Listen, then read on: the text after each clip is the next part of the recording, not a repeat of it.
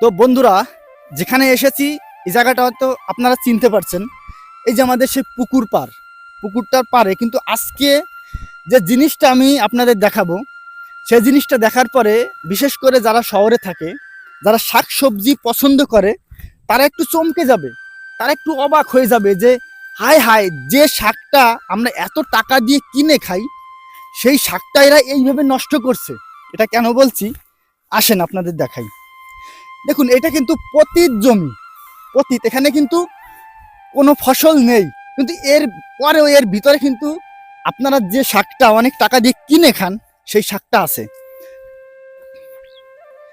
এই যে দেখেন, এক দাদা ঘাস কাটছে, সে কিন্তু এই ঘাসের সাথে সাথে আমাদের এই শাকটাও কেটে নিয়ে যাচ্ছে, গরুকে খাওয়াচ্ছে।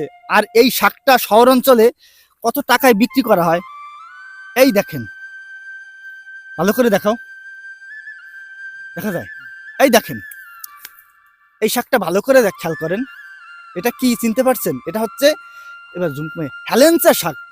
হেলেঞ্চা শাক বলে আমাদের গ্রামে, অন্য অন্য জায়গায় কি নামে ডাকে আমি নিজেও বলতে পারবো না।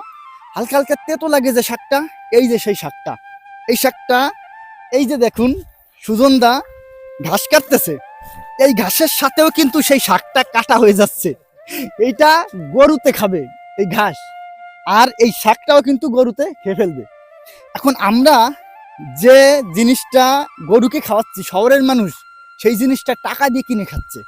বাট আপনারা অন্যভাবে নেবেন না। আমি বলতে চাচ্ছি যে আমাদের এই জায়গায় কি পরিমাণে শাক সবজি রয়েছে যেটা আমরা খাই না, আমরা অপছন্দ করি বা বেশি একটা পছন্দ করি না, আর সেই শাকটা শহরের মানুষ অনেক টাকা দিয়ে কিনে খায়। বুঝতেই পারছেন তাহলে যে কি অবস্থা, গ্রাম আর শহরের পার্থক্য কতটা এখানে। সুজনদা, ঘাস কাটা কদ্দূর? তো আসেন সুজনদার সাথে একটু কথা কই। সুজনদা, এই ঘাস কয়টা গরুতে খাবে? চারটা।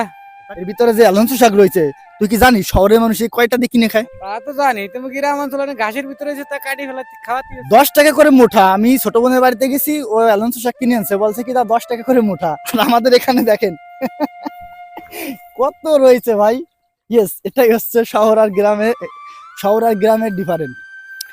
তো তক, এই হচ্ছে ব্যাপারটা, আপনাদের একটু দেখানোর জন্য ভিডিওটা করলাম। এই যে আমাদের সেই বিল, ধুধু বিল, যেদিকে তাকাবেন ধান আর ধান। ওই পাশে রয়েছে ওই যে আমাদের বাড়িঘর, একটু দেখাও, ওই যে রাস্তা, ওইখান দিয়ে বাড়িঘর। আর এখানে এই যে এরকম শুধু সুজন জানায়, এর মতো আরো অনেকে এখান থেকে ঘাস কেটে গরুকে খাওয়ায়, এবং সেই সাথে সাথে শাকও কাটা হয়ে যায়। ঠিক আছে, ভালো থাকেন সবাই। ভিডিওটি ভালো লাগলে থাকলে অবশ্যই একটি কমেন্টে জানাবেন।